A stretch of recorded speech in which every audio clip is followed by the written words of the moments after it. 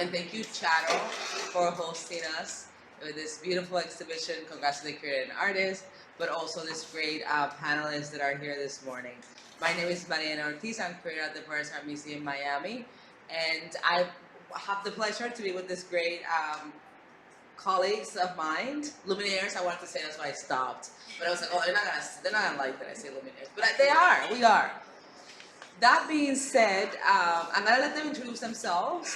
But today we're gonna be speaking on the Caribbean and the complexities of the Caribbean art and everything. So, but I'll let everybody introduce themselves as we go along.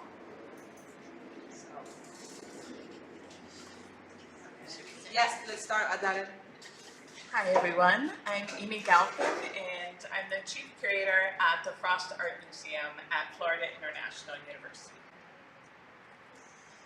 Hi, we'll speak in Spanish. Soy Luis Graham Castillo, estoy basado en Santo Domingo y desde ahí estoy pensando el Caribe y viviendo el Caribe, habitándolo dentro de las condiciones que nos permite y bueno, estoy muy encantado de estar aquí, así que gracias por venir. And I'm Susanna Temkin. I'm curator at Museo del Barrio, but I'm also originally from Miami, so I'm super happy, to be back here. And you know, Miami is definitely a Caribbean center, and as is New York, which maybe we'll talk about, or I'll be able to talk about a little bit in a minute. Hi, I'm Amanda Coulson. I am a Bahamian. From the Bahamas. I'm not Bahamian, I'm also Bahamian. And I was the founder of an art fair, then I was the director of the National Museum in the Bahamas for 10 years. And now I have opened a commercial gallery in the Bahamas representing Caribbean artists, so yeah. So maybe what we will do now is that we will do like maybe brief presentations of our projects within this context. I can give a brief intro about me and what I'm doing to kind of break the ice. So I work at the Pérez Art Museum Miami, where we've been very committed to the Caribbean and Caribbean artists and Caribbean exhibition and Caribbean programming, and really thinking also in an expansive way, because as we know, we have a really great Caribbean collection, which holds a lot of great Cuban contemporary art, but that's a great motive to start looking beyond the Cuban island and trying to create more bridges with this English-speaking Caribbean, the French-speaking Caribbean, the Dutch Caribbean, and so on. So, and also we're very interested in our local Caribbean artists. So we've been collecting work from Jamila Sabur, who is a Jamaican-American artist, as well as people like Purvis Young, who was actually originally from Bahamas as well, and others. There, I also spearhead an initiative called the Caribbean Cultural Institute, which is a platform to support and enhance the appreciation of Caribbean art. So basically, through the Mellon Foundation, we're able to secure $1 million to promote our Caribbean programming, but also create new programs. So we started this fellowship program that is for research and also support artistic production. This year, we're going to be doing collaborations with Erica James, who's based here, also Bahamian. We're also going to be working with Jessica Taylor, a researcher from Barbados based in London, as well as Elaine Ortiz, who is actually a Dominican artist based in DR. And here in Miami, we're going to be working with Monica Sorrell, a Haitian-American video artist. So those are some of the programs that we're doing to really start to decenter and create more visibility for Caribbean art and artists and research, because we do think that it's important to create more research, especially with our collection holdings, so that when we're not there, when I'm not there anymore, there's content for all these artworks that they don't see, they're not on view all the time, because we have limited art spaces, limited galleries in our museum. So it's a really great way to create context and more information for a lot of these objects. I am personally also interested in the Caribbean in terms of connections to Latinx conversations, to African diaspora conversations. So I really think that, part of the richness of the region is its hybrid composition, and really how that allows for more conversations, more scholarship, and just more understanding of who we are. I'm not sure who would like to go now next for give a presentation of their practice. Tengo unas imágenes que quiero, pero Okay, he quisiera, has some images. So Yeah. there's, quiero que escuchen esto, Can que we- le va a ser familiar. he's Quizás. the one that's going to have the. Yes.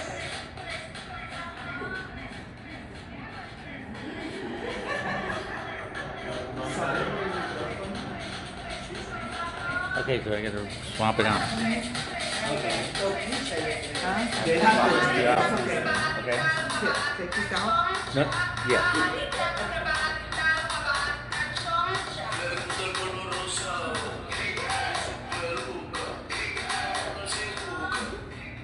Esto es dembow. El dembow es una manifestación musical reciente para nosotros. Tiene orígenes jamaiquinos y combina reggaetón. Y bueno, hay fusiones ahí como de ritmos caribeños. Pero tiene una cadencia y como una estrategia de la repetición que genera un mood contagioso. Y quiero que sea como el soundtrack que tengamos para esta conversación. Las imágenes se llama Esto pensamos, esto vemos, esto hablamos. Estamos pensando en la República Dominicana, pensamiento contemporáneo Could just put it here. que sobre todo surge a partir de las imágenes que estamos produciendo. Imágenes que no siempre, no solo voy a hablar de imágenes que aparecen en un contexto de artes visuales o de la escena del arte. Quiero además establecer unas conexiones en cómo esto está siendo gestor, está gestionando unos afectos entre nuestra diáspora y la población local. Santo Domingo, la República Dominicana es tierra de la pelota full y como que quiero comenzar con esto porque es muy lúdico.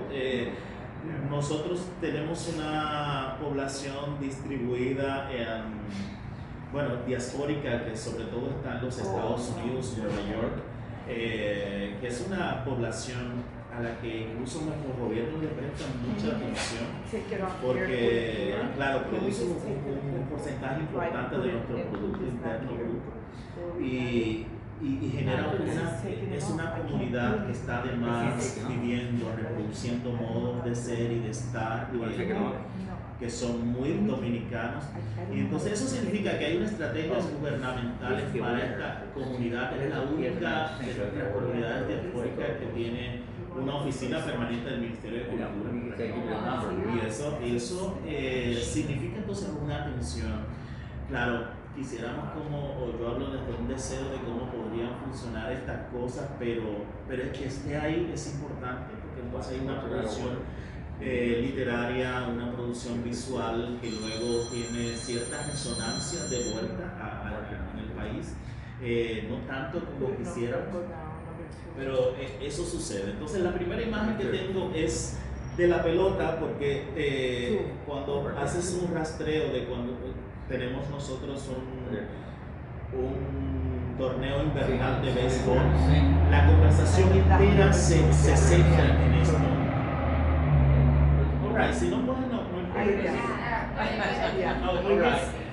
Y entonces estas imágenes por un periodo importante, nuestra temporada de pelota es invernal, diciembre, enero, pero luego nuestros peloteros están todos en grandes pelotas. Así que el año completo estamos hablando de béisbol. Y entonces son imágenes que circulan constantemente. Entras a un chat de WhatsApp, Facebook, Instagram y la gente está hablando de pelota. Entonces esto, por supuesto, está generando unas conexiones o más bien sosteniéndola. Entonces, nuestra diáspora nunca logra desconectarse y eso es muy interesante porque sobre todo estas son las imágenes que permiten esa conexión, permiten que cuando se habita otro territorio y se produce desde ahí, entonces esa producción esté ligada a una memoria que está constantemente siendo estimulada por las imágenes que producimos.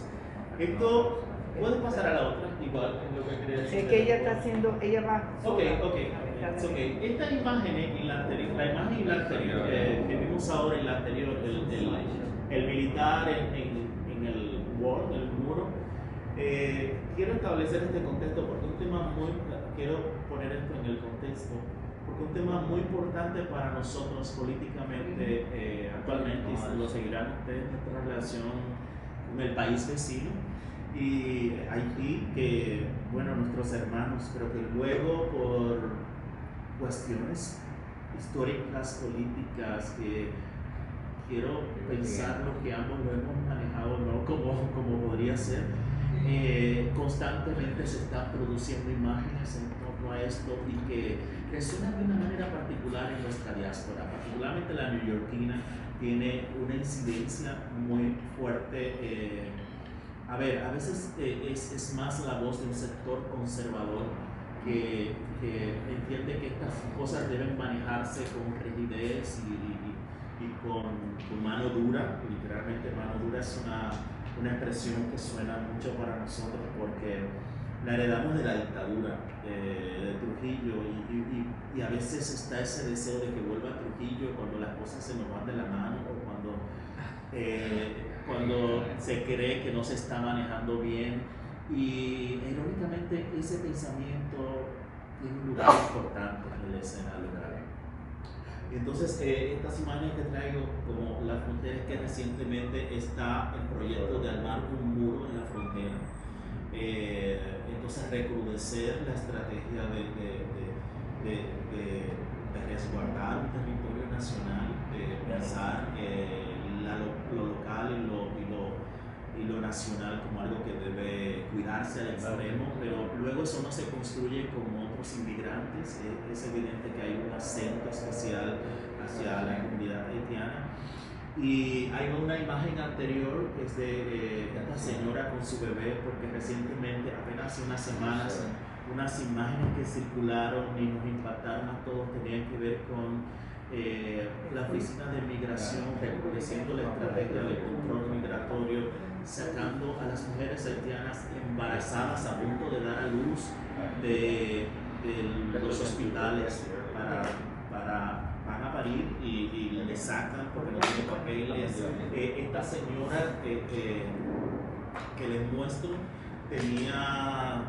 estaba por dar a luz, estaba en la cola para entrar al hospital, la sacan de ahí y camino en el autobús de camino empieza a tener dolores y hay que llega a la prisión y hay que devolverla porque tiene que dar a luz. Da a luz en estas condiciones, 2 días después de hacer una cesárea vuelve a la cárcel. Entonces es hiper incómodo como conversar estas cosas, pero son nuestras imágenes y desde ahí entonces nuestros sentimientos están siendo movidos y nuestras emociones. Hay otra imagen. As he's looking for images, I just wanted to, in case there's somebody that doesn't understand Spanish, give like a big summary, because I think that my God. there's a lot of here about like, Dominican reality in terms of how the culture is changing and how musical genres are showing a shift that music is being influenced by. You mentioned Jamaican. Yeah. But you mentioned reggaeton, but I just want to interject saying Puerto Rican too. But I didn't put there, I wanted to but so as the culture is changing, there's also there's the diaspora and the important role the diaspora is playing in the country, but then also the country's own wrestling with, the Haitian community and how, and how, you're giving this horrific example because I had 2 C-sections and I cannot imagine being in jail, taken out to have a C-section, and 2 days later being brought back to jail just because I am Haitian and that child and myself are suddenly illegal. Yeah, so I wanted to send what you were saying. Oh my God, that's awful. Sí, pero suena terrible y es terrible, o sea, es mucho más terrible de lo que yo le puedo contar. Sin embargo, pensando en cómo se relaciona con esto nuestra diáspora y cómo resuena luego con una producción cultural, literaria, musical, creo que es importante que tengamos la conversación porque lo político nos mueve a unos niveles extraordinarios. Toda nuestra diáspora está manifestándose en los contextos que habitan constantemente a partir de que circulan estas imágenes. Y entonces, y nuestros artistas en la diáspora en Nueva York, en Europa, España, están entonces pensando y trabajando a partir de tal cosa. Le puedo dar la siguiente. Por supuesto, no son las únicas. Yo quiero hablar de cuestiones que a mí me importan. That's the border, right? Yeah, that's the border. Entonces, justo esto sucede a principios de este año, en plena pandemia, empiezan a circular estas imágenes y fue extraordinario porque tenemos un gobierno que decide, que anuncia en campaña que una cosa y se anuncia progresista y luego cuando está en el gobierno está haciéndole el codo, decimos nosotros, como congraciándose con los sectores conservadores, y la idea del muro es como congraciarse con esos sectores conservadores, no que no sea una estrategia, bueno, ya lo saben ustedes, en Estados Unidos el muro parece ser una solución, ha parecido ser una solución para algún periodo reciente del gobierno, pero para nosotros fue muy fuerte observar estas cosas. ¿Puedes continuar, por favor? Luego está el dembow. Quiero volver al dembow porque el dembow no es solo música y no es solo ese sonido que nos hace mover el cuerpo y no es solo en el espacio de fiesta, no es solo la discoteca, sucede en el espacio doméstico interno y entonces es una manifestación tan orgánica de una población que siempre ha sido la excluida, siempre ha sido la periferia nuestra, pero que tiene maneras y estrategias de generar espacios de libertad, espacios estrategias de emancipación y claro, pensar en el progreso, pensar en que quiero obtener cosas, quiero avanzar en la vida, quiero tener otra manera de vivir, pero con sus propias herramientas. El dembow ahora mismo es como el elemento donde más lo podemos observar, porque trasciende a una intención nacional de establecer qué es nuestra cultura y qué es lo que realmente es nuestro, cuáles son las imágenes que deben circular, cuál es la música que deberíamos estar escuchando. Por supuesto, estas cosas no están escritas y no va a aparecer en la prensa, pero es una intención que sabes que es así porque lo conversas en la calle, lo ves cuando hablan en la televisión nuestras autoridades y sabes que hay una estrategia que en algún momento fue una estrategia de blanqueamiento.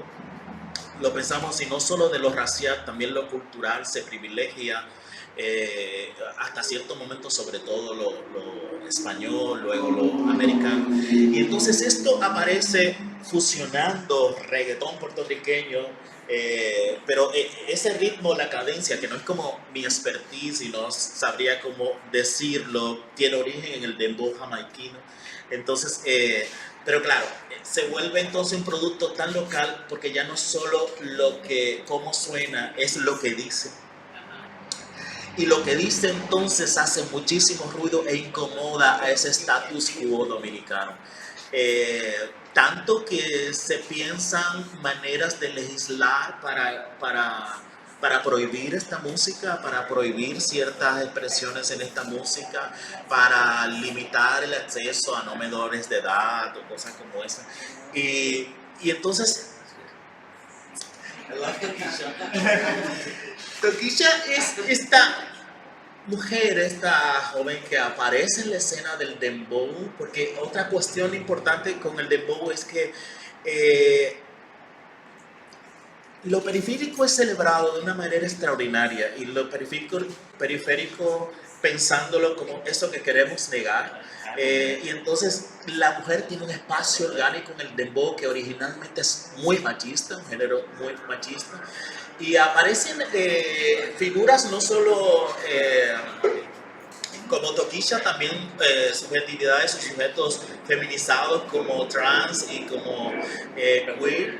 Y es interesante porque no había pasado en otros géneros musicales nuestros. El merengue, por ejemplo, no tiene esas libertades, no aparecen estos sujetos, o cuando aparecen es porque nos vamos a burlar y nos vamos a reír.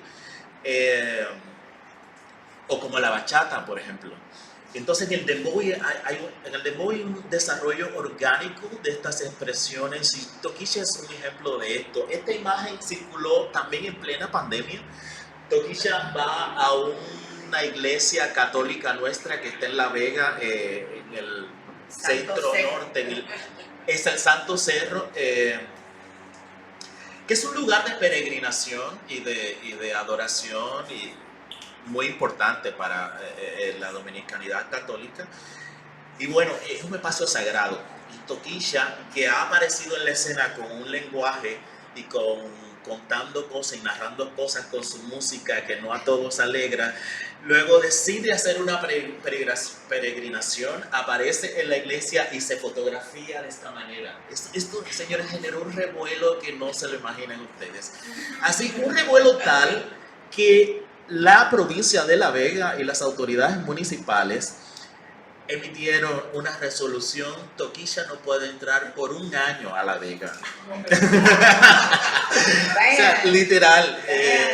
Y lo fiscalizan, ¿eh? O sea, Toquilla debe pasar, para ir a La Vega hay que pasar para ir a otras provincias hay que pasar por La Vega, y a veces sí. Toquilla estaba en Santiago, pasó por La Vega, entonces se nos vuelve también una cuestión jocosa de la que podemos conversar, pero es interesante porque luego esto remite a una coerción y a una intención de la no circulación de estos contenidos, la no circulación de estas cosas, de quién puede hacerla. Probablemente si hubiese sido otra persona que hace esa fotografía no resuena tanto, pero es Toquilla a quien no todos estamos celebrando. Claro, Toquilla también aparece en la escena moviendo unas emociones que trascienden a la dominicanidad, y nuestra diáspora conecta con eso, pero también otras escenas musicales. Recientemente he estado grabando con Rosalía, J Balvin, o creo que va a ser algo con Nati Peluso estos días. Es como, o de repente figuras como Farruko o Pepas, Pepas es como surge de una estadía de Farruko en Santo Domingo y escucha el dembow y bueno, luego crea esta canción. Y entonces el dembow es un espacio ya desde donde otras escenas se están tomando y están prestando atención. Así que para nosotros es muy extraordinario lo que está pasando. Creemos que desde el deseo de lo que puede ser, de cómo podemos cohabitar, de cómo podemos tener espacios basados en ideas progresistas, el deseo ahora mismo encarna esas ideas, el dembow. Y por eso he querido que puedan ustedes tener una relación con estas imágenes que son las nuestras y son las que la diáspora constantemente también está conversando en torno a ellas. ¿Puedes continuar? Y para que terminemos, o ustedes pueden conversar. Quiero terminar con... Bueno, hay otras imágenes de dembow, pero puedes avanzar porque hay un show que he curado en Santo Domingo de Lucía Hierro, y quería mostrar algunas de esas imágenes de lo que sucedió en sala, porque nosotros viviendo en Santo Domingo también tenemos una relación con la diáspora. Se ha dicho en algún momento que nuestra diáspora maximiza nuestros temas, como los magnifica y como que tiene una idea de lo dominicano exacerbada, pero es como... Adelante, aquí, este es el show de Lucía Hierro que lo llamamos Aquí y Allá. Nuestra intención en Casa Aquí, en un espacio gestionado por un artista, Emi Hussein, y que estuve por 3 años en el equipo curatorial. Nuestra intención con Lucía Hierro entonces era que esa conversación que está activando Lucía Hierro con su obra en Nueva York, que tiene que ver con una memoria familiar. Si pueden ver la obra de Lucía Hierro, tiene que ver con los productos que consumía su familia, tiene que ver con marcas icónicas que luego ella plasma en esta propuesta estética.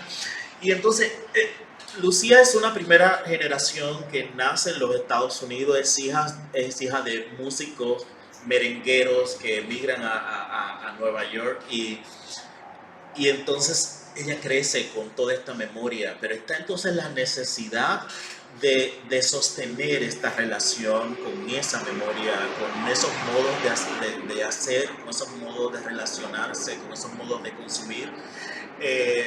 Y por supuesto una estrategia también de gestión de afectos y conexión con su abuela, por ejemplo, es muy importante en estas imágenes. Lo que quisimos hacer entonces es que eso que está sucediendo con nuestra diáspora lo podamos tener en la conversación nacional, literalmente llevando una exposición de Lucía a Santo Domingo.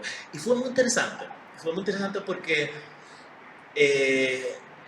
no esperábamos que de repente todas estas ideas generaran unas conversaciones como lo que sucedió. Lucía además lo hace pensando en lo político. Hay unas imágenes de Peña Gómez que por primera vez ella está intentando además en este show de Santo Domingo insertar en su obra literalmente, por decirlo de alguna manera, imágenes que tienen que ver con lo político partidista.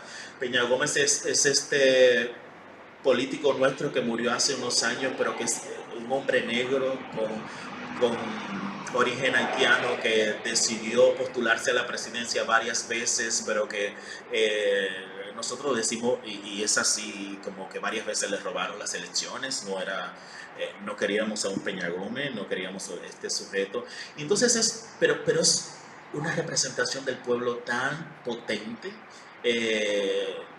No creo que hayamos tenido un líder que mueva tantas masas como lo hizo Peña Gómez. Y entonces Lucía Hierro, esto es importante porque su familia está muy ligada a este proceso y ella por supuesto crece escuchando estas conversaciones y luego lo transfiere a una visualidad que entonces es este link, esta conexión entre lo diaspórico y lo nuestro, con qué nos relacionamos. Y son imágenes. Entonces, aparecer estas imágenes en el espacio positivo es volver a recordar, volver entonces a pensar en una historia nacional que se transfiere en emociones, que se transfiere en lo personal. Siendo celebrado incluso. Con Lucía Hierro además fue la oportunidad porque no pasa mucho que de repente la diáspora neoyorquina esté exponiendo en Santo Domingo. A veces ni siquiera le prestamos atención, siendo muy honesto. Entonces, por eso ese es el único proyecto que he querido contarle hoy, porque tiene mucho que ver con las intenciones de esta conversación. No sé, podríamos continuar conversando, así que les dejo. Muchas gracias. Vamos a tomar la próxima vez, because María Elena has to leave, so we're gonna continue. Who's gonna be next? Yeah, who's gonna be next? But I'll summarize too, just for the non-English, the non-Spanish speakers, because I think that perhaps the main points here are there's a local transformation happening in the Dominican Republic that is challenging conventional norms and traditions at multiple levels, racial, religion, political. At the same time, in the Dominican Republic, there's still apparatus of oppression specific to ideas of Haitianness and Blackness. Yes, and then also the role of the diaspora within this whole conversation, because diaspora is often consuming the images of horror that come out of the island, and they're inspired by those images, and at the same time, and they're actually, I'm going to add this because you didn't mention this, but the diaspora, the Dominican diaspora is getting a lot of visibility right now in the arts, and also at a national level. In the visual arts, there's still a need to have more of those conversations that, in a way, Tokisha and other artists are bringing forth in the visual, in the musical and fashion arts. Okay, so who wants to be next? How about Susanna? Yeah. That sounds good. Sorry. Since Easiest. yeah, Lucia also sort of has a relationship with what I'm going to be talking about today. So I think maybe it makes sense to follow in your footsteps, Luis. Although sadly, there's no Tokisha in my presentation. Although she does play a role. So I mentioned earlier, I'm a curator at El Museo del Barrio. This is, if you hopefully come visit us, if you haven't been, El Museo is located on a really interesting intersection on 5th Avenue, so Museum Mile and East Harlem, El Barrio, Spanish Harlem, where, you know, all of its foundings and its origin story comes from. Maybe we can go to the next slide because that's what I want to talk about. And I was glad we started to mention this here and there, ni aquí, ni allá, and I think that was really something that the founders were really thinking about when El Museo began. So El Museo was founded in 1969 in the specific context of the civil rights movement and the demand for greater representation across the board. In the case of El Museo, that was obviously directed particularly towards cultural representation and also educational representation. And it was founded by the artist, the Puerto Rican artist, Nuyorican artist, Rafael Montañez Ortiz, as well as with a lot of input from the community and other activists and artists and educators. So these are just 3 images I wanted to share from really early years. This is all prior to 1973, just for you to get a sense of, again, the very specific Puerto Rican context under which El Museo was founded. So on the left we see Chumbamba, which is a really incredible, it was a bilingual quarterly magazine that the museum put out at the time. And you're seeing an image by Hiram Merstani, who was also a one-time director of El Museo and the unofficial photographer of the Young Lords. So just to give you a sense of the activism that was inherent in there. And it's also a recent acquisition that we were able to make of the actual photograph. So this is a cropped image that was used for that catalog. On the right, I wanted to include this really lovely poster of a children's drawing about what Puerto Rico means to me.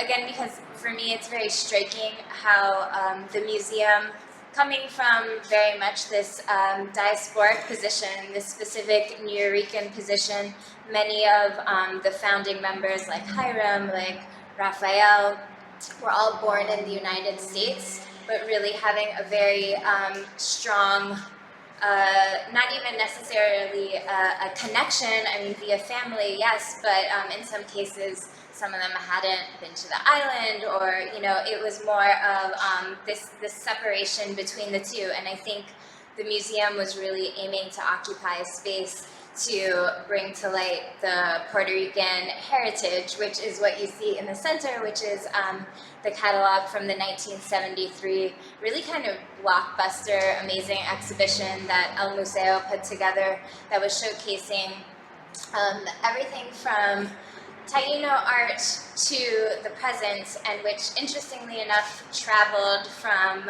El Museo in East Harlem to the Metropolitan Museum, which I always think that's so interesting. That's like a span of 30 blocks, not even, and yet it traveled to the two to show what a psychic distance there was at the time.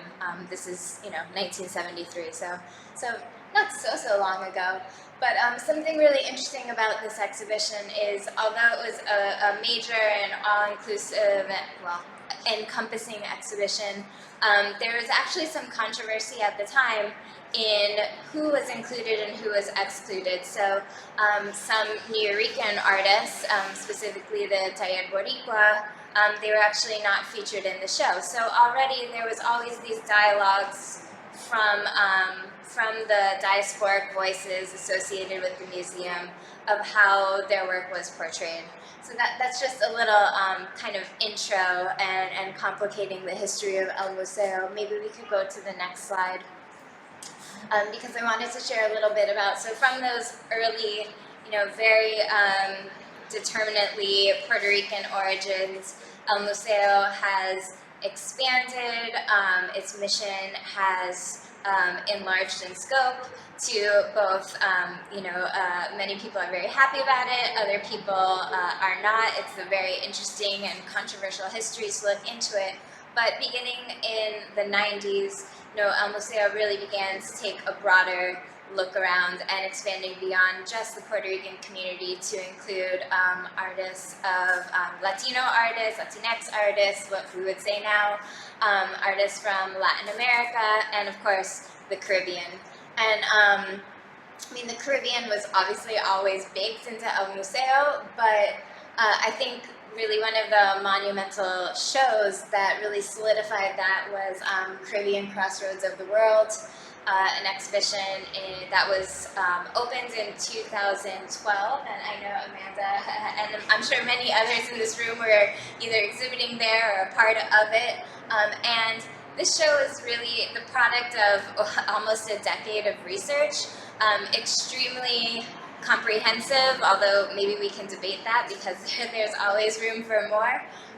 And there were over 500 works included in it, and it was actually exhibited at 3 venues. So what you're seeing is El Museo in the top left, the Queen's Museum top right, and Studio Museum. So I think this collaborative spirit that extended beyond these New York institutions to all of the lenders and artists that were coming from throughout the Caribbean as well as the Caribbean diaspora really impacted how El Museo approaches the Caribbean, and we can move to the next slide too. This is the catalog for the show, which is like this big hefty tome, and I think one of the most important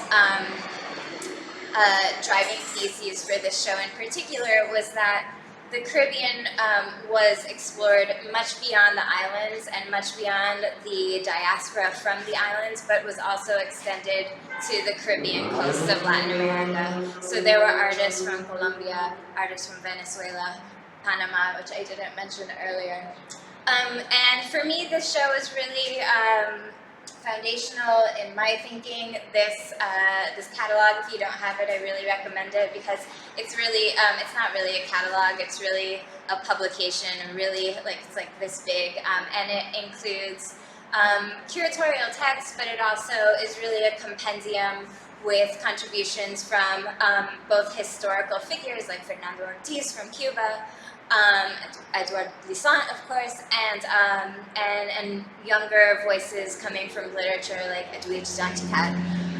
So I think it's just a really important moment of El Museo. And I'll maybe now fast forward to now to show, I'll switch this to in person. So most recently at El Museo, we exhibited Estamos Bien. So this is maybe as close to Tokisha as we get because we have a Bad Bunny reference. And I want to acknowledge my co-curator, Elia Alba, who's in the audience. So questions can be directed to both me and Elia, as well as Rodrigo Mora. We were a really wonderful trio. I think it was a great honor to be among them. And La Triennale grew out of a previous exhibition, History at El Museo, where we really wanted to bring to light a survey of contemporary Latinx artists. And again, Latinx, another contested term, but for us, we really wanted to explore this concept from a very, like the Caribbean show, all-embracing, all-encompassing, very intersectional perspective. So the image you're seeing on this wall is just one particular wall of the show in which Lucia Hierro is also a part of. And it shows 3 artists who I think represent 3 very different perspectives and positions coming from both inside and outside what we think about the Caribbean. So we can move to the next slide so you can see each of the works better. So this is María José. María José is a Puerto Rican artist who has spent time moving between Puerto Rico and New York. She's a trans artist and the mother of a newish house located in San Juan. And I think this, moving between this fluidity is something that has really changed with the generations, and that is something I find super interesting about current practicing Caribbean and diasporic artists. And Maria Jose is a photographer. This is an image called Amor, where we see two people from her community situated in this river that's crossing a road that I think also points to some of the fragility, the ecological fragility in the Caribbean, which maybe will be a point of discussion later. We could go to the next slide, which is an image. This is a large-scale painting drawing by Nugent Smith. Yeah, and Nugent, you know, he is part of a larger cohort that was present in Estamos band of artists. He's actually from the United States, born and raised in Newark, but of Trinidadian and Haitian descent. So he's from the non-Hispanophone speaking Caribbean. And we were really, really conscious and really very much wanted to include voices from, I'll mention like Dominique de Rousseau, who is a Haitian artist, or a Haitian American artist, I should say. People like Simonette Kwamina, who has, you know, like many diasporic artists, a very intertwined history between, she was born in Canada, practices in New York, but has both Guyanese and Trinidadian roots. And, you know, we very much wanted to extend the invitation, and we were grateful that, you know, Nugent wanted to be a part of this Latinx exhibition. And I'll recommend, if you're interested, Nugent's a fascinating artist, but he was also part of our closing symposium. And his contribution to that symposium was really beautiful, because he talked about how complicated it was and is for him to be considered within this Latinx umbrella. He was saying how he realizes how he fits, and yet at the same time he feels like he is excluded. And I think that's a really interesting point. And again, we're really grateful that he wanted to be a part of it. And you can see, you know, he creates these conceptual imaginary maps. In the case, this is, sometimes he combines islands. This is the island of Hispaniola, which he didn't change the cartography, but he moved it, turned it on its head, kind of made it into this spirit, Orisha, Loa. And the border that Luis was mentioning, you can see it, this red line, that is the river, the site of, you know, this very bloody massacre between the two countries. And his work is really fabulous. You really need to get close to it. But he actually is sewing and suturing and then reconnecting these borders together. And speaking about, you know, the borders, not so much as separations, but how can we think about reconnecting or realizing the connections that are there. We can move to the next slide. This was the third and final artist on that wall, Elaine Rodriguez, who is, I should have remembered what she calls herself. Maybe Ella, you can help me. She considers herself like a Dominican American. It's not Dominican American, that's too simple, but she has a very lovely identifier for herself that really combines her position as like a Dominican New Yorker. No, it's not even. It's not even Dominican New York. Yes. She definitely Yes. considers that's definitely part Absolutely. of the name. Yeah. And she, I mean, she's an artist, a scholar, and curator, and she's doing this really, I think, amazing interdisciplinary work that's combining photography and performance. And what you're seeing here is the first performance that El Museo was able to do post-pandemic. This is Oshun. So Elaine's work is really embedded in Afro-syncretic religious and spiritual practices, really across the Caribbean. Of course, coming from her own Dominican and Bronx base, that's what it is. She's a Dominican Bronxite or something like that. Her experiences growing up in the Bronx, but she's really, I think, quite expansive, and also looking to Santeria from Cuba and Candomblé from Brazil, traveling between the islands, and then producing these, you know, personal imaginings of of Oshun, of the Orishas, and this was Oshun, and you can see Oshun in the background, who's activated by friends and collaborators that Elaine is selecting to embody these particular spirits and forces. I think I have a couple more images, but I want to leave time for space. But yeah, maybe we can end on the image of the parade. Like, yes. So this is another of the participants in Estamos Bien, Ponce y Creación. They're Puerto Rican twin brothers based in San Juan, although they're really kind of global at this point. And these are two images. On the left is a commission that El Museo hosted for La Triennale that was done in the height of the pandemic. So this is an image of San Juan, and it's really striking to me. You don't see anybody on the street. Yeah, and they created what they conceived as kind of like a protest of one. So it's just one brother, but of course all of these puppets that are representing all of these different claims and protests. And they performed that in 2019, and then, 2020, height of the pandemic, and then, I have it inverted, oh no. And then this image, they came to New York, and they repurposed but also expanded, so you can see how this protest has become much denser. And for me it's really interesting to think about what's the difference, or is there a difference between these performances taking place on the island, in the Caribbean, coming to New York. What are the reactions? How does it change? So from Avenida Ponce de Leon to 125th Street. And I think those are sort of maybe one way we can think about how artists and us as institutions and commissioners and cultural producers can try and think about how we can make like the here and there somehow come closer together. Yeah, so I'll just end on that. Thank you. Thank you, yeah.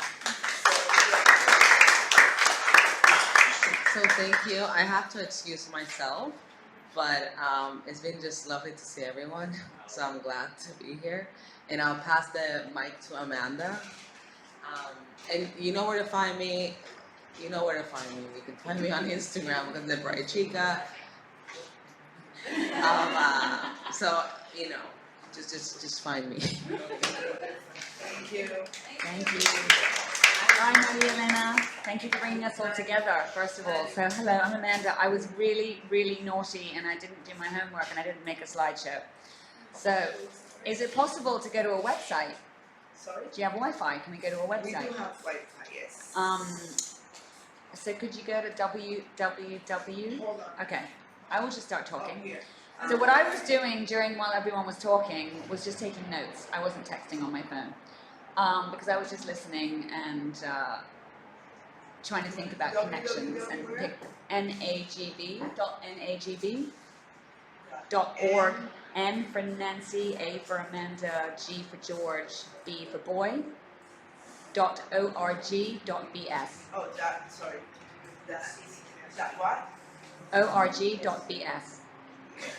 Or Google NAGB, National Art Gallery of the Bahamas. Just Google that. Sorry, very unprepared.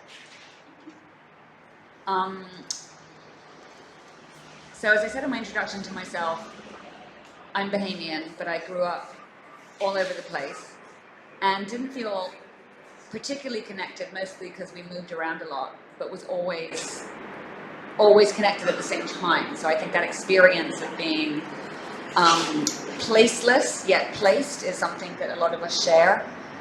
And something that I heard a lot about was what's beautiful about Nugent's work. So I saw Nugent Smith, the artist, you showed that beautiful slide of. He did a performance here about 2 years ago, and he's got this fantastic idea about that one day, because of the ecological crisis, the Caribbean plate will actually rise up as other things, as there's volcanoes and earthquakes elsewhere, and it will become one landmass. And all of the boundaries that are created naturally from the sea, but also through colonization, will sort of dissipate, and the Caribbean will become one place. And I've always found that like such a beautiful idea, because I think one of the things that we're constantly struggling with are boundaries and sort of not pigeonholes, but like identifying ourselves, because on the one hand it's so important to identify oneself. Like I'm sitting here going like, they're Bahamian. But then we become sometimes like a little too nationalistic, which creates these boundaries, right? And then you're sort of only waving the flag for yourself and excluding others. Or you're saying, well, I'm going to make an institution, this is the thing you're struggling with, or did, which is only for, so let's say, at the time, New York and Latinx, which is then excluding other people that share a commonality. And it's like, how as an institution, so NAGB, there we go. So that's where I worked for 10 years as the director. It's the National Art Gallery of the Bahamas, and that was a question we really grappled with. When I did my job interview, the board said, well, you can only ever show Bahamian artists at this institution, right? And so I just said, sure, yeah, thinking like, no, wait a minute. Because again, when you come from a country as small as ours, we have 380,000 people, okay? So it's like some little town in the middle of nowhere.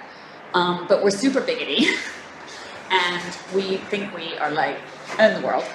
And so but when you come from a country like that, there's this constant feeling of like, we have to push ourselves forward because no one cares about us. We have to constantly talk about ourselves because no one else is looking. If we're going to build a national institution, it's only going to be for us because no one ever is inviting us to their party. And so I sort of said to them, well, maybe we need to invite people to our party, and then they'll invite us back again. So that's, I think, a struggle we all have, but specifically from nations that feel kind of left out of the dialogue, right? It's like, we have to wave our flag, we have to be super Dominican when we leave, we have to be super Bahamian when we go live in America, and like cook Bahamian food all the time, and actually speak in dialect more than when you're at home, because you want everyone to know. But how do you then, again, create these networks where you're also including while representing? So I think that's one sort of thought I have. I'm just rambling about my thoughts. Is like, how do we create a community where we all include ourselves, but at the same time are still able to represent? And that comes with like race and gender as well, of course, because as a community that is 95% of color, we have artists that are not of color that also get always left out because they're not within the blackness discussion, which is so much part of the Caribbean. And that's specifically to the Bahamas. I know in other countries there's maybe there's Chinese or Portuguese immigrants. So it's in every country there's a different kind of makeup of. I always describe the Caribbean as children from a really abusive home that all suffered the same trauma, but manifested it in a different way. So one becomes like super introverted, the other one becomes a slut and sleeps with everybody. The other one like decides to be like overachieving and like become the one. And so each country kind of has its own manifestation. So we all share this trauma, but it kind of manifests in different ways depending on who the colonizer was. Language is of course something else that divides us. I feel really strongly that like each nation should insist we all grow up bilingual, and not with English as one of the ones. But if you're in the Bahamas, you should learn either French, Spanish, or Dutch. If you're in Martinique, you should learn, English or Spanish or French, or they already speak French, so that we can start to actually fight against those boundaries that were again created by the colonizer. So I speak a little bit of Spanish, and I find it shaming that I'm just sitting here like, oh my God, I can't understand. I can get 30% of that, and that the natural instinct is that let's all go to English. Why shouldn't we all go to French, or why shouldn't we all go to Dutch, or why shouldn't if we all had to learn a second language in school in our nations, I'd at least have a friend who could speak Dutch, and then maybe I'd do this French, and we'd find a way. So I think we have to kind of think deeply about those things as well. Because like anything, you have to really think about how to dismantle the systems, because it doesn't come naturally, right? And you have to make yourself uncomfortable, and you have to really think about how you get to the root. So I think language is a big one. So language, boundaries, who gets to own the identity is such an interesting question as well. because you both touched on people that are like, have never even been, but still have this very strong connection. And then other people that actually were born and raised, but don't really represent in a way that's nation building or is caring, right? And as a nation where a lot of people move to for specific reasons, everyone thinks it's tax reasons, it isn't always. You know, I know some immigrants to the Bahamas who are much more deeply invested in building the nation than some people that are fifth generation. So it's really interesting. Those questions are also really interesting, like who gets to call, because sometimes people are like, oh, why did you put them in the show? They're French. And you're like, well, this is the work they've been doing. They've been living here for 40 years, and we consider them an honorary Bahamian, right? Because then a person who was born and raised in the Bahamas is saying, well, how come I don't have a painting in the museum? And you're like, well, because the work's bad. But, you know, so there are all these different kind of considerations that you have to approach, and it's so complicated, right? Because then when you try to do something like Caribbean Crossroads, people go crazy because then you're going off the mission. And, you know, Caribbean Crossroads was amazing. And, yeah, we did have paintings and I hand carried them. But, you know, again, we were all like, not enough. 2 Bahamian paintings in 500. I mean, for us, that wasn't enough. We have 30 master artists. So we're all like, damn, where was Dan Burnside? Where was... And a lot of that is about, again, then cost, what's affordable, how do you fly all the things up. So... you know, very, very many doing these inclusive shows can then also become exclusive. And you try to be all-inclusive, but do you actually manage? So I was at the NAGB for 10 years. Some of the things we did, or we tried to do, one thing was having a really good website. So I think documentation is really important at institutions, but also at, you know, independent spaces. When I first got asked to move home and take the job, I just sort of Googled like Contemporary Art Caribbean. And this is now 13 years ago, 12 years ago. A lot has actually changed in that time. It was really hard to find information, to connect to other spaces. So it became very, so I think, you know, anything documenting is really important, even if you're throwing up, like, again, your IG page now is so much easier, a little website, because it allows you to discover things. So that was really important. We started a radio show because, again, in the Bahamas, art is seen as something like super elite and not accessible, which I always find quite interesting because, you know, generally artists aren't coming out of elite families, you know, they're like coming out of communities. But there's this point where it tips into like, oh yeah, it's just for rich people. So we did a lot to try to break down that idea of like who has access. So we have a weekly radio show that I still do. I've been doing it for 8-10 years. And just, you know, bus drivers leave it on. And people listen to it all the time. And I've got a very recognizable voice in the Bahamas because I got sent off to the UK. And so I speak weird. And you know, I'll be in the supermarket and the cash register lady will be like, "Man, you're the art lady," and I'm like, "Yeah, I'm the art lady." And so it's kind of just a way to again kind of break that boundary down. We also started writing for the local newspaper. In the Bahamas, things are still like super analog. I mean, people have a smartphone, but half the time they don't have data. So we still do a lot with the newspapers, radio. So we wrote a weekly piece for the newspaper on like a piece in the museum or an art show or whatever. And again, it just reached an audience that I think hadn't been included before. We started we're an archipelago, 700 islands and Keys, 28 inhabited islands. So that's a huge problem. So that's kind of like a microcosm of the macrocosm of the Caribbean, which is like how do you serve a public that is on 25 different islands and that can't afford, it costs $200 to fly to the main capital, right, which is where you have to go to have a baby. So you need at least $400 to have a baby because you got to get to the capital to register the birth even, right? Like if you have your baby on the family island, it doesn't actually exist till you fly to Nassau and register it. So we have a lot of infrastructure problems like that too. So we tried to counteract that by sort of, you know, working with sponsors to put the collection had never been to any of the family islands, and again, like you start to every day be more made aware of your privilege, right? You know, I went to one of the islands and I was doing a lecture on Bahamian art, and the school teachers came up and they were like, "Can I have the slideshow?" And I was like, "What do you mean?" They were like, "We don't have the pictures." It's like, you don't have the pictures of the master artists? Like, the resources are so I was like, have the slideshow. Here, do you want this catalog? Oh my God, the catalog. So I was like, okay, I'm going to send you all the catalogs. So then we did a program where we sent all the museum catalogs to every school in the country, which sounds like a lot, but again, 380,000 people, so it was only like 200 schools. And so we started taking the collection around, and I realized that, most of these art teachers hadn't even seen an Amos Ferguson ever, because the people that own them are all second homeowners, or rich people, and they're not in those homes. So they all know who the artists are, but they're literally teaching their students from like a black and white picture cut out of the newspaper from a show in 1980, and you're like, oh my God.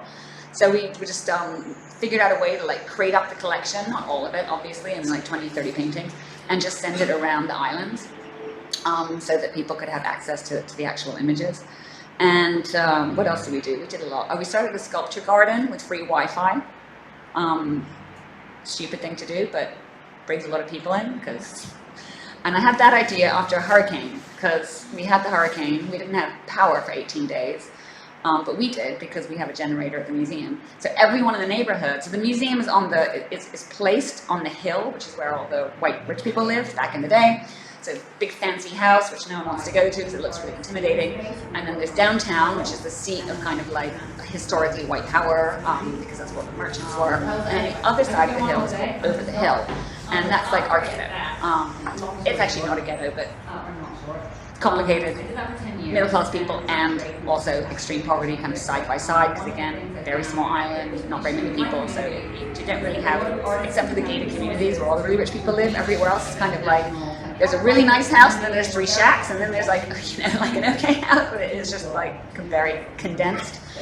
And so we live on that border, and downtown's very wealthy now, like Hard Rock Cafe and tourists, but the tourists are told not to go over the hill, which is so stupid because it's totally safe, unless you're in a gang, and which most tourists aren't. And so we sit right there, and after the hurricane, really, like the whole neighborhood came to like plug in their phones because they could hear the generator running, and they were like, "Can I come in?" And I was like, "Come in. You should go inside too." Go inside, and people were coming in that lived in the neighborhood, and they were like, "Oh, I didn't know I could come in here." And I was like, "How? Like, it's got a big sign outside saying free, open to the public." But this idea of like accessibility and like what is allowed, and that was hard to break down. So we tried, with murals and the radio show and things like that. And it did slowly start over 10 years. People would come to openings and be like, "Oh, I came because I heard you on the radio, and you said there was like food and everybody could come." And I was like, "Yeah, man." So I think that's a hard thing to do, is break down that barrier. So it's all about barriers, like barriers between countries, barriers between language, barriers between class, barriers between, again, gender, color, and how do we, and I don't have the answer, by the way, I'm just thinking about all these things.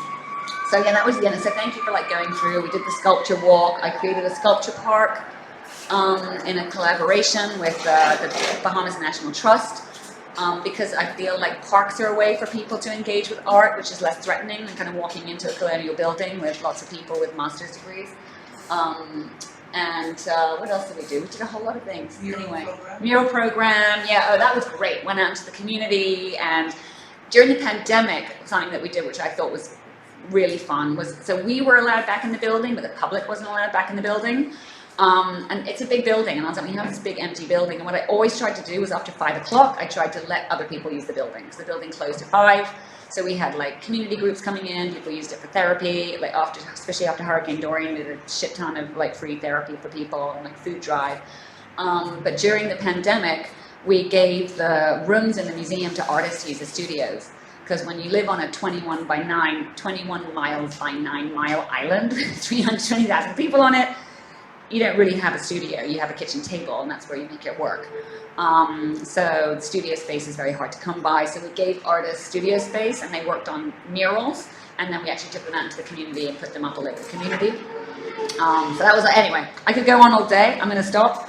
But after I did that, long story short, or not short, I did that for 10 years, and it was great, and it was fantastic, and I loved it. But one of the things I found that was an issue in my community was that a lot of artists didn't have resources to reach the international kind of art market or community, and they were very often wanting the museum to do the job of a commercial space.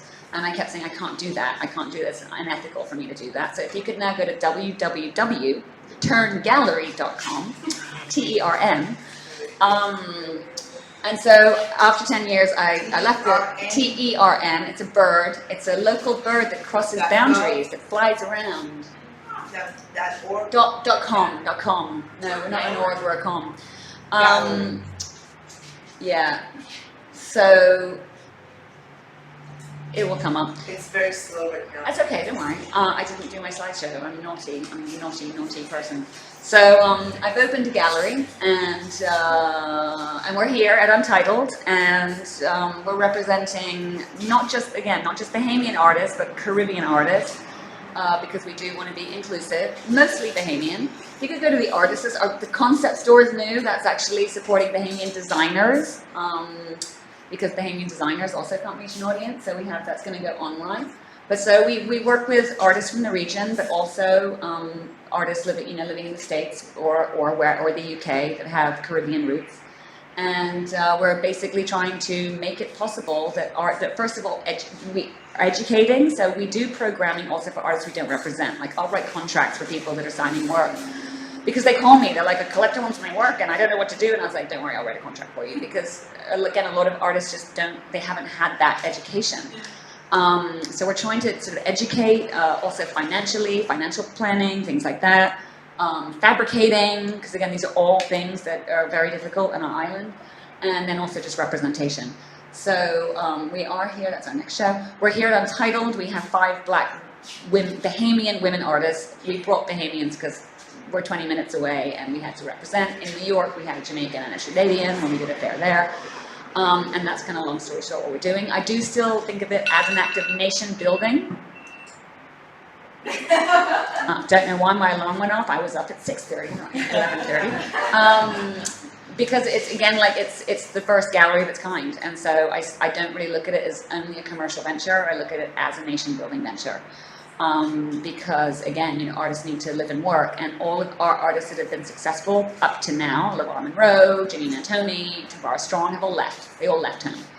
And I think what we'd like to see in our community is that artists can thrive by staying in their community and being with their family and not having to give all that up to reach an international kind of market. So I'm happy to say our artists have done very well. We've had a lot of press, and so I'm very happy.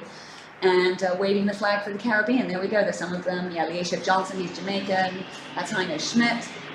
Dominique Knowles is over at NADA with another gallery. There's quite a few. Tessa Whitehead, Jamaican, Bahamian. Anyway, so there you go. That's me. Those are my random thoughts. And I think that's enough. Yes, but now give me a second to change the hold on, I have to do that, guys. Get yours. Well, hi everyone. Thank you, Chado. Well, Chado helps with my PowerPoint. I'll just go ahead and start speaking. First of all, I just want to say it's so nice to be here. Thank you, Chado, for the invitation. I've been living in Miami for 4 years now, and knowing Chado and the conversations I've had with her here in this space and working with her as an artist have been incredibly influential to my practice. And I really admire that she gives space for exhibitions and shows different types of work. Artists who are well known in our community, like Shira Reagan's, or Vanta Black, whose work is on view, and then also exhibiting other artists for whom it may be their first time to present publicly. I want to acknowledge all these amazing panelists. Luis, it's so wonderful to hear about your practice and to meet you today. Susanna, congratulations on the triennial. I'm so glad Elia Alba is here too. Yeah, I can't wait for the next one. So, I'm sure you're already working on that. But it's really an important show and an important institution. And Amanda, I have been a fan of your work at the National Gallery. I think it's so important what you're doing in founding a gallery, TERN Gallery. And a lot of your comments made me think about economics and especially this week being Miami Art Week. And so many of the artists are Miami artists that I've run into this week. I would say maybe 8 of the 10 conversations I've had over the last 2 days with artists I've seen is about studio space. Rent has been bad in Miami for a long time, but the real estate market is currently making things really untenable. I think that's always important for us to think about. I think there's increased pressure on institutions. I work at a museum to pay artists, but that's just the base level. Like, of course, right? But to be thinking about how we can all participate in an ecosystem of galleries, non-for-profit spaces, institutions, museums, that are supporting artists in making new work, that are all advocating for a community that supports livable wages for artists and support for both a home and a studio, and it is really, really challenging right now. I think, oh good, it's up there. So I see myself as a bit of an interloper. I want to acknowledge that all of my esteemed panelists and also María Elena Ortiz, who I admire very much, who had to leave early, are much more experienced and connected to the topic today. But I did want to share some of the artists and projects I have worked on. And I wanted to start with Jamila Sabur, who María Elena also mentioned. Pam has acquired her work. She was featured in a group show there called The Other Side of Now, an important show curated by María Elena. I've known Jamila for about 10 years, which makes me feel a little old. But I was a curator at the San Diego Museum of Art, and she was a graduate student at UC San Diego. And I wanted to start with her because I think it's, for me, an important part of my practice to get to know artists over time.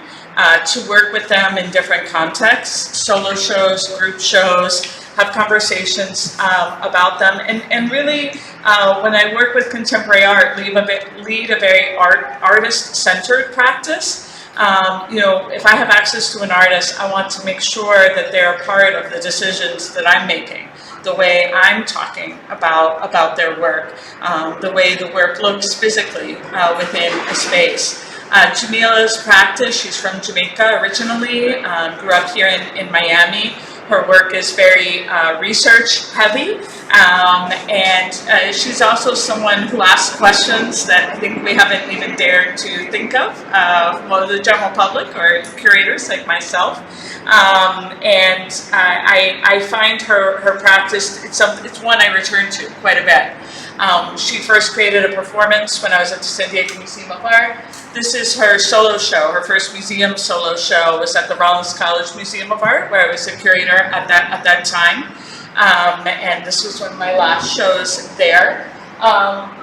This shape, this rhombus that repeats in Jamila's work is based on her grandmother's house, or as she likes to say specifically, the house where my mother was raised in Jamaica. It's above the door frame on the house. And so it's a leitmotif in her practice.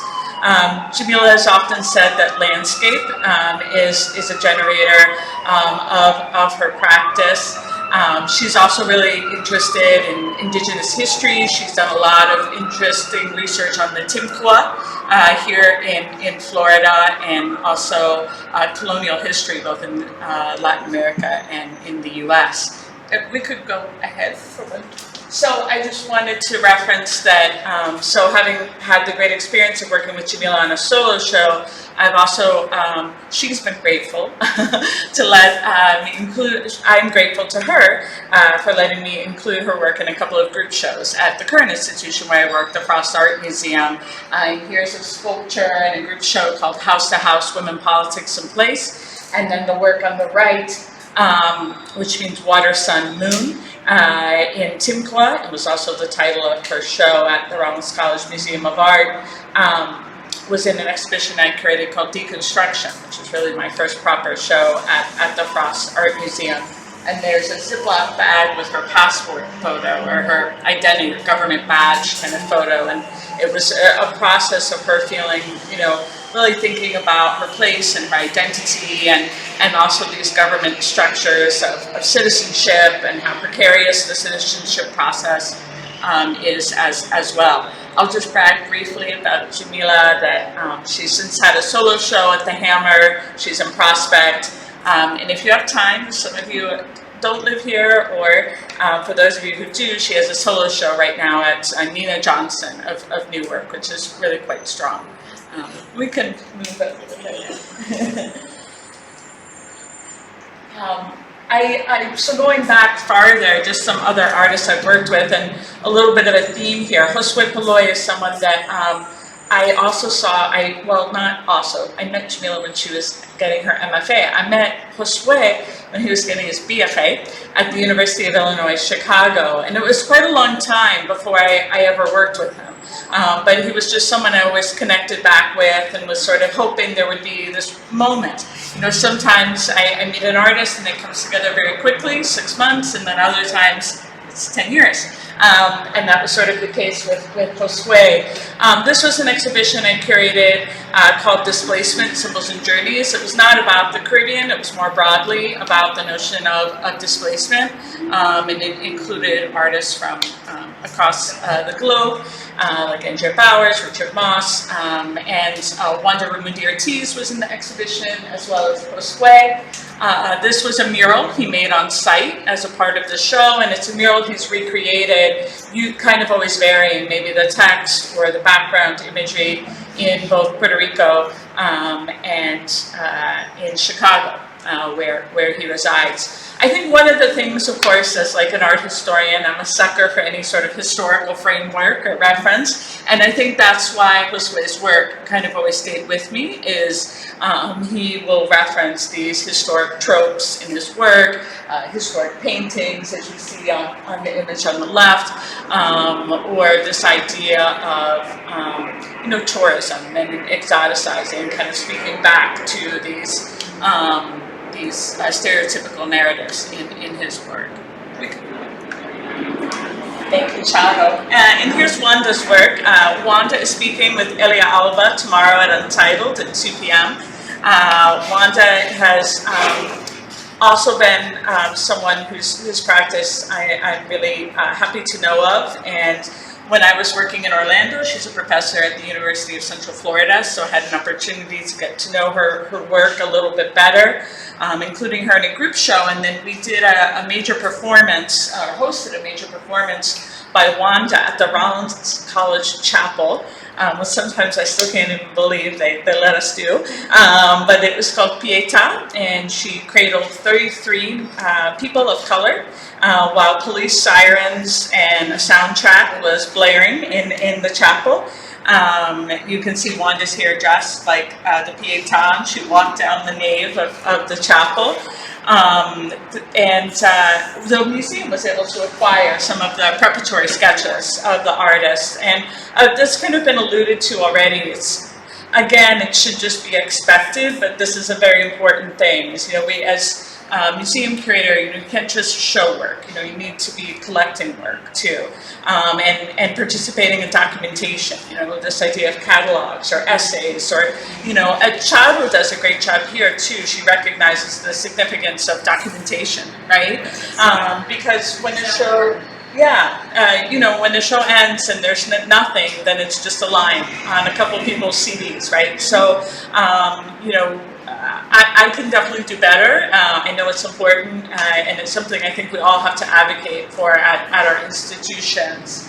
Wanda's doing a lot of interesting work right now, kind of working more in a sort of abstract language, also like exploring like adornment, hair, and making more sculptural work. But I just thought I would add in this performance. And Wanda performed this piece at the National Portrait Gallery as well, which was amazing. I was there for that, was like, whoa.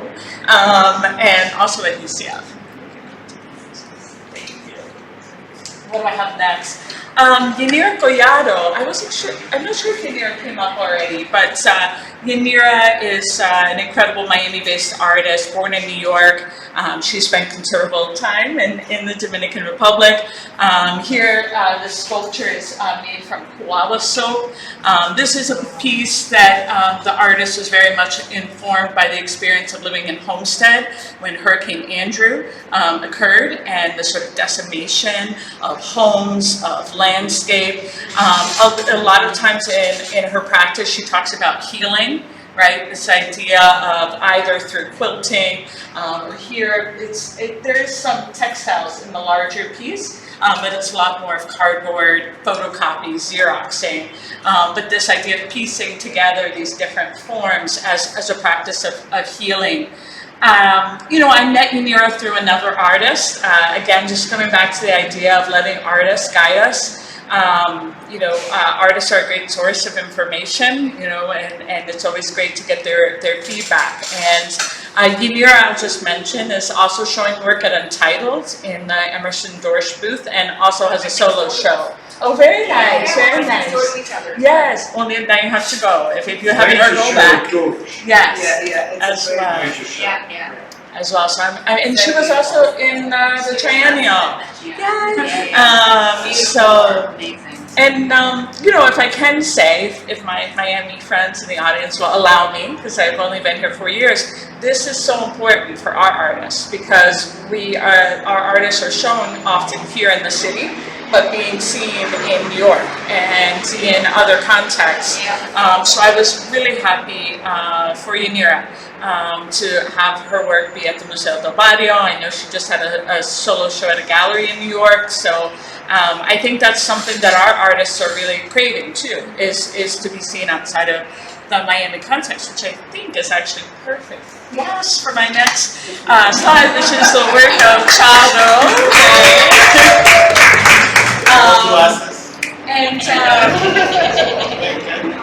This is a show I'm particularly proud of. It was a show about different artists who cut paint or cut cloth or cut different forms to create a language of abstraction. I mentioned earlier, Chado and I have an ongoing conversation. She had invited me to come see an installation. I remember saying, I have an idea, but I don't know if you're going to like it. And I told you about the concept of the show, which is really a rewriting of late 20th century abstraction in the U.S., which has so often, of course, been told by white male artists, very focused on a few names, Frank Stella, Solowit. So we wanted to create a different narrative, and Chado graciously agreed to be in the show. But this work was shown in a room with works by Jack Whitten and Al Loving, another Miami-based artist, who's in New York now, Alejandra Contreras. The idea is, to mix it up and also not just show Miami artists in a Miami Artist exhibition, which is also great and valid, but that, when we broaden the conversation, right, then I think it's really, really important and to have that context. I was very grateful to Chado for being in this exhibition. You can Angelotero as well, we showed the piece that was just in a great exhibition. I don't know if any of you saw it at USF, called Constant Storm, which was on a group exhibition of Puerto Rican artists. I don't know if I'm wrapping up, I promise, but I just wanted to share a few slides of some upcoming projects at the Frost Art Museum. So when I arrived at the museum and I wanted to find out, what's in the collection, I was pretty surprised to find out that we had 400 works of Haitian art, which I knew was a lot for any institution in the U.S. to have a number of works. And then I went downstairs to the object files to learn about the works, and I said, oh wow, there's not a lot of information here about these works. And there had been this sort of sense that because a lot of the artists weren't well known, they hadn't been seen in a lot of different contexts, and the works in our collection were really under researched. And so I wanted to change that, and so we have created a scholarly advisory committee. It includes Jerry Philogene, Kira Malika Daniels, Chantal Berna, Fredo Rivera. I am embarrassed because I'm forgetting someone, but bringing in experts to tell us about our Haitian art collection. We're also going to be showing works by Haitian American artists living in Miami, as well as doing some community workshops inspired by works in our collection. And so the show can be multi-pronged, bring in the community, artists, and also our collection and our scholarly advisory committee. Great, we could keep moving. This is a show that will be on view next year. And it's very much inspired by my experience of living in Miami. I became aware of these U.S. artists who traveled to Cuba at the turn of the century, and I think we're all familiar with Winslow Homer. Yes, he went to the Caribbean, but I didn't realize so many other U.S. artists were also in Cuba in the mid to late 19th century. And it made me think about, creating a show with a longer trajectory. So often in Miami, when we talk about Cuban art, we talk about it from a post-revolutionary perspective. And I thought it would be interesting to create a show focused on the 19th century with about 12 contemporary artists sort of intervening. Whether we're Cuban or not, living in Miami, we have a relationship with Cuba. We think of Cuba, what it, and then obviously particularly so if you are Cuban. And of course the ideas of Cuba are all very individual, but there are also these generational connections. And when you came from Cuba and how you think about this place. I know a very well-known artist in our community who loves Little Havana, and he feels a connection to it. I know another very well-known artist in our community who's like, that place has absolutely nothing to do with Cuba. And so, I liked this idea of just kind of thinking about place and thinking about how Cuba has been imagined. So Diana Fonseca, Carlos Martiel are two of the contemporary artists that will be in the exhibition, and it'll have a catalog, and so it'll be on view this time next year. So maybe you can come by the Frost and yeah. So that's all. Does anybody have any questions? Yeah, it's basically I wanted to talk a little, maybe to a friend here, Luis, Luis, que quería preguntarte un poco de, por ejemplo, en cuanto a la relación, que era la pregunta como original, de cómo ven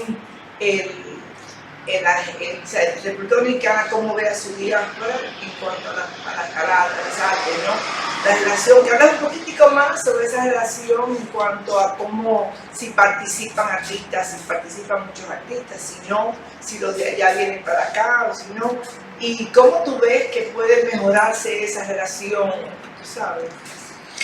Bueno, mira, es complejo porque creo que dije un momento, es muy raro que tengamos, por ejemplo, un solo show en Santo Domingo de artistas en la diáspora. Esto de Lucía fue como algo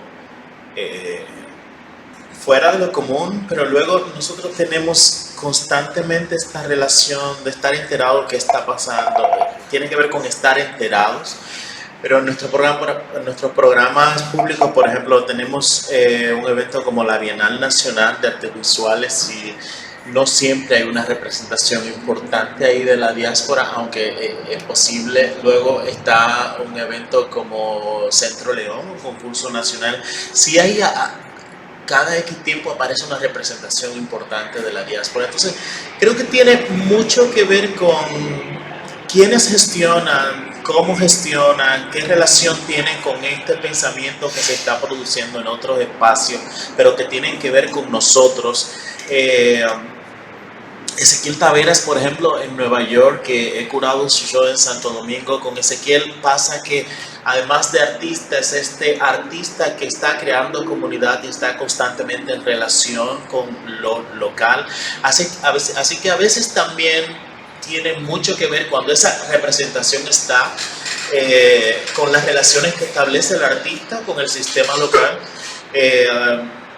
Charo, por ejemplo, tiene una relación constante y hace un festival allá, así que Charo tiene una presencia que es importante para nosotros, pero igual pasa de vuelta. Para nosotros venir a Miami tiene casi siempre algo que ver con Charo y eso es maravilloso, gracias. Entonces yo creo que tiene mucho que ver, hay una cuestión humana de quiénes están gestionando, de cómo se está pensando también esa relación. Hay una cuestión también en Santo Domingo y es como si tuviéramos una dependencia de lo institucional expresado en las instancias estatales, Ministerio de Cultura, y pareciera ser que a veces esperamos que se geste desde ahí estas cosas y estos encuentros. Pero es interesante porque al mismo tiempo lo independiente está produciendo estas conexiones, como la gestión independiente. Eso significa que los fondos no fluyen como quisiéramos y entonces hay una cierta precariedad, pero que es interesante porque también todo esto, esta crisis podría generar entonces un salirnos de los modos tradicionales de hacer. Y entonces ahí sí es importante, yo creo, lo que puede estar pasando, pero es ese diálogo que tiene mucho que ver con el interés de este artista volver y de nosotros tener un contacto con ellos. Yo traigo estas imágenes y aprovecho que haces esa pregunta, Charo, porque, a ver, alguna vez se me dice, bueno, es como negativo casi siempre que hablo de Santo Domingo, no es mi idea, no siempre. Pero yo quiero hacerles saber que pienso la crisis y pienso estas cosas como el germen de lo que estamos creando y como el estímulo para cosas que creo que están pasando. Pienso en el dembow como esta producción cultural que entonces está estableciendo unas conexiones más potentes. Ahí está pasando en el dembow que, por ejemplo, y lo vimos en pandemia 2020-2021, una cantidad importante de creadores New York, Dominican George están regresando a la isla para producir videos, para hacer los que están en el crew de estas producciones, están haciendo la música en los estudios que están insertos en los barrios de Santo Domingo, ¿no? O sea, estos chicos luego generan dinero y todas estas cosas, pero sus estudios siguen estando al margen del río y entonces ahí se están generando unas cosas que son muy interesantes. Por ahí yo creo que está más pensándolo como una cuestión muy actual, que hay una relación de un volver y un también tener, se presta también en la estética. Hablamos algún momento de cómo se viste el Dominican George y eso tú lo ves ahora en el dembow, pero son nuestros chicos locales que toman de ahí, ¿sabes? Hay algo ahí que está pasando que no precisamente está pasando en el sistema oficial de las artes visuales. Pero de repente pasa en esto, que está produciendo visualidades con las que convivimos también, claro. Sí, como que realmente comienza un poco primero en las calles, lo de la música, claro. Y quizás llega a la parte de las artes plásticas, ¿verdad? Sí. Pero lentamente, porque esa parte menos popular, más elitista, ¿no? Quizás por eso. Por ahí. Sorry for my Spanish.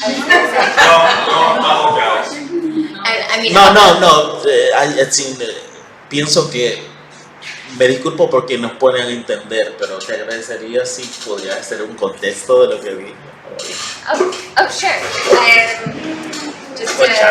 I can say to summarize what Luis was saying, it was about the relationship between the diaspora returning to the island and through what methods. And Luis was saying that there are various institutional spaces and opportunities like the Bienal and the Centro Cultural de León, and those are potentially some places where artists coming from the diaspora back to the island could be shown, although it doesn't seem like there's a strong presence. But Luis was saying that a lot of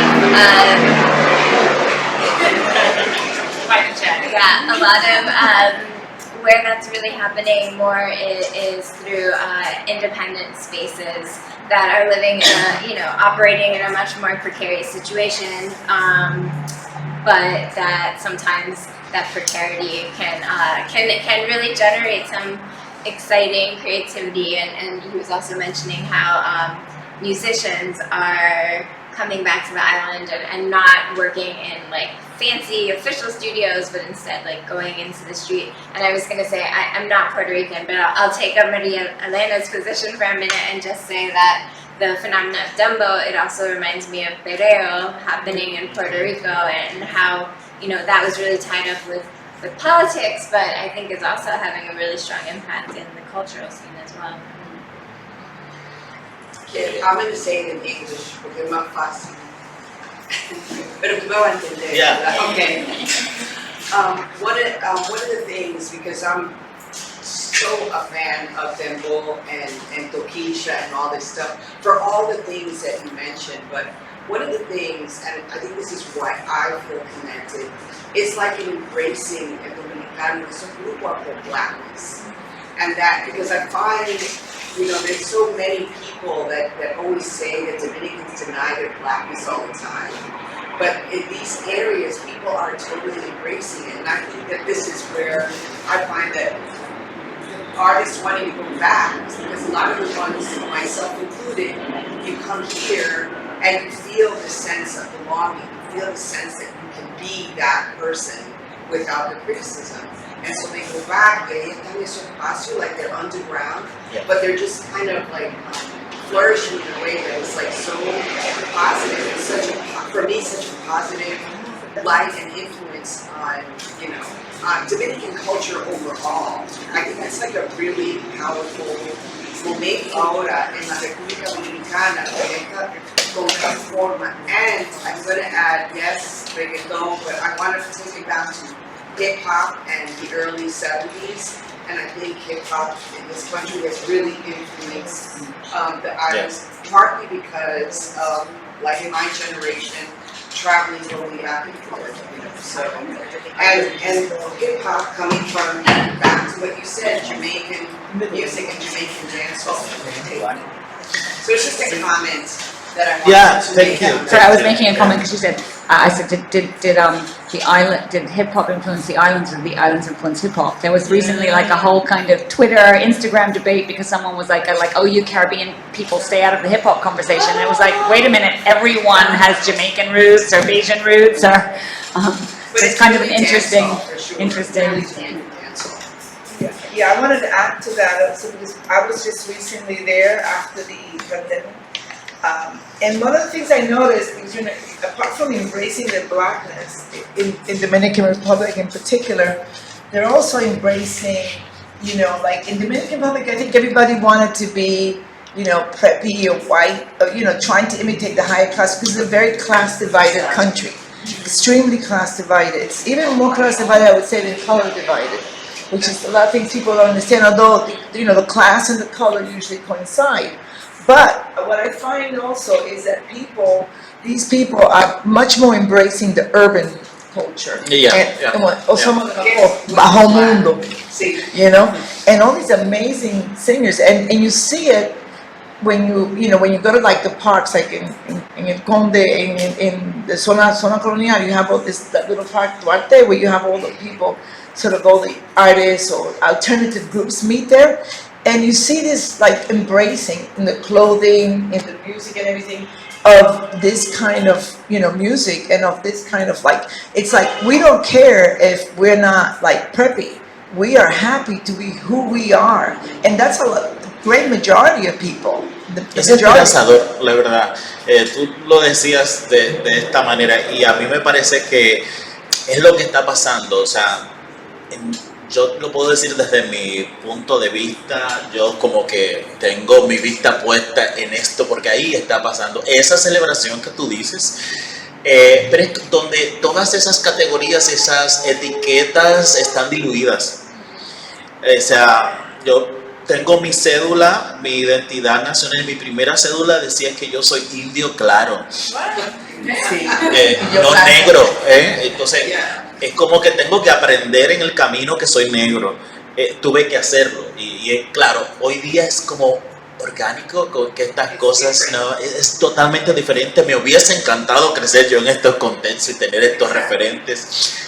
Algo de eso digo en un texto que ha publicado Charo reciente hablando de Queer Lives in the Margins en Santo Domingo y esa es otra cuestión entonces que estos contextos están celebrando es que puedes ser quien quieras, como quieras y eres aceptado y te amamos y de hecho a veces celebramos de una manera con un acento particular, si es así.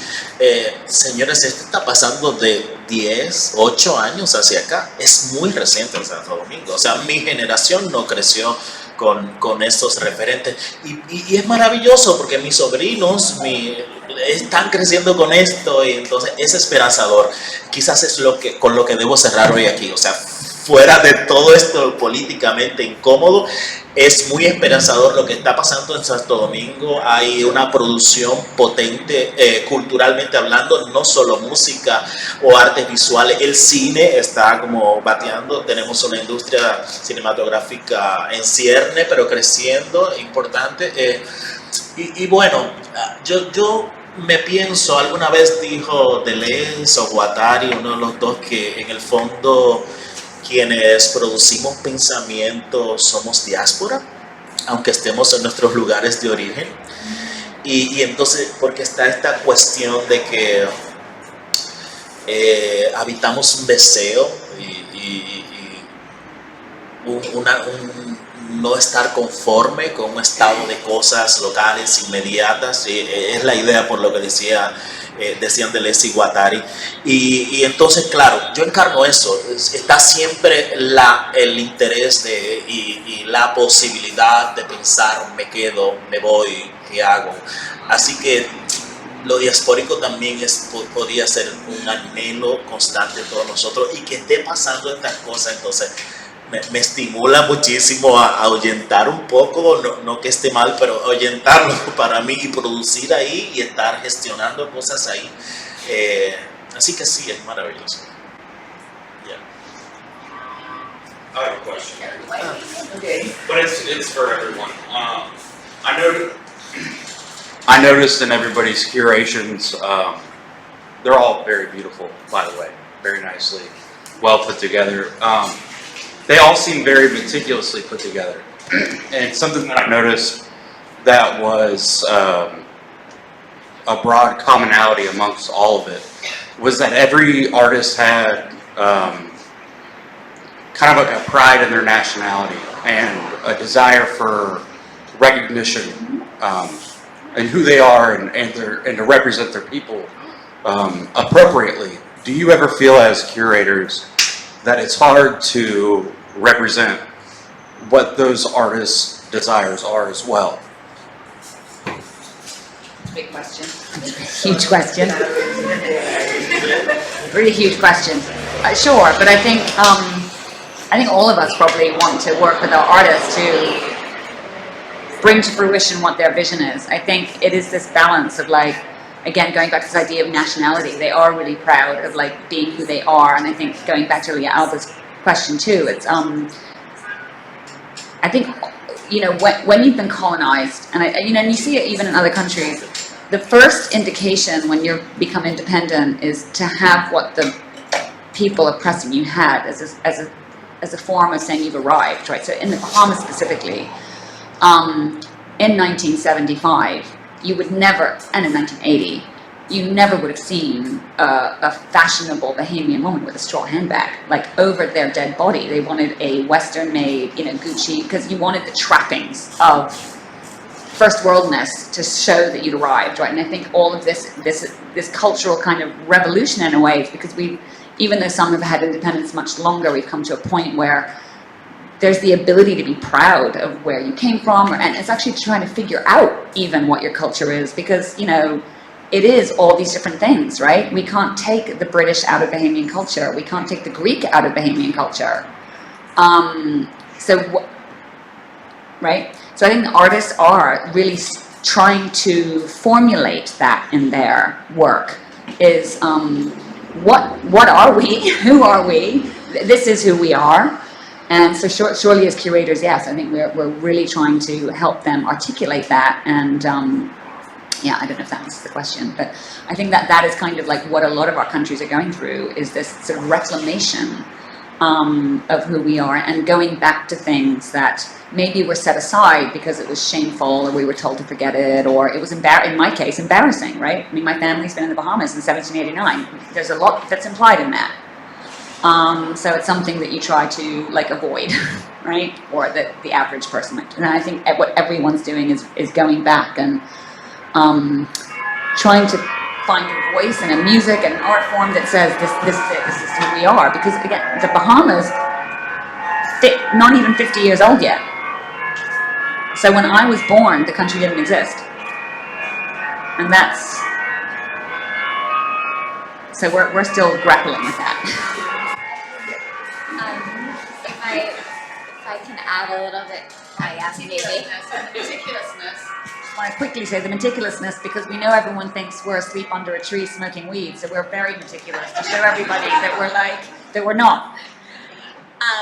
I would say that I think there's a way to be specific yet still hold a multiplicity. Yeah. So, I mean, we're saying Caribbean in this panel. You know, the show that Ellie and I worked on, the banner was Latinx. That's definitely not to say that all of the artists in the exhibition say that they're Latinx or even like the term. However, we always approached everyone telling them that, you know, this was the term we were using.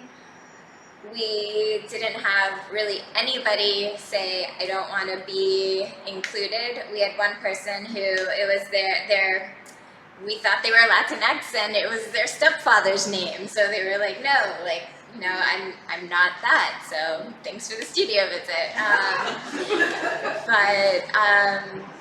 You know, I would never, I think it's what Amy, what you were saying, I think like if you're a good curator, you should always be artist-led. I would never force an identity on someone, and if someone didn't want to be a part of something, I would, you know, respect those wishes. So I think that's one way. And I'll just also add that for the wall labels that we did for Estamos Bien, you know, we did not identify like Elaine Rodriguez is like the Dominican Bronxite, like unless that identity had to do with their artwork, which in many cases it did. But you know, you can embody your identity, and you know, you could be. There's the constant question about abstraction, like, and it doesn't matter. Yeah, I was going to say, not all artists have to be talking about their identity either, right? And I think that is difficult for many that are doing abstract work, and the market wants figuration, or they want identity work, and so we have to be open to that too as curators, right? Yeah. As, you know, when people say, what is Bahamian art? I'm like, would you ever ask what is German art? No, right? So why do you want to be able to pigeonhole what comes out of my country? So yeah, we have to also kind of try to avoid that.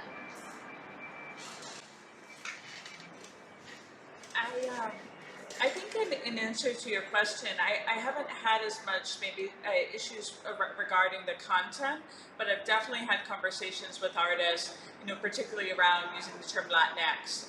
Most recently, you know, how do you feel about this term? Do you want me to use this term? Your question also made me think of like a logistics question, which I think is maybe what I've encountered more often, is just having to be very upfront with artists if I feel that our institution cannot fulfill like what the installation is or what they're looking for. I did a show here in Miami with an artist named Diego Gutierrez at Ulite, which is an artist space and a non-for-profit space. I know that show would have been very difficult at my institution because of his vision, the installation. And we just have parameters about when the building is locked and when can you have wet paint in the space and those types of things. You know, you mentioned actual physical installations. I would say maybe those have been a little more challenging in an institutional context, because sometimes we have very rigid ideas in museums of like what we bring into the facility. Can it be living? You know, can you have water, things like that, and trying to make sure that you are not affecting the artist's vision in any sort of negative way, that they feel compromised, but also working with within the institutional parameters. And I always think the best way is to be upfront and honest, because in the end, if you aren't, of course, then you don't want to be backtracking like during the installation of a show.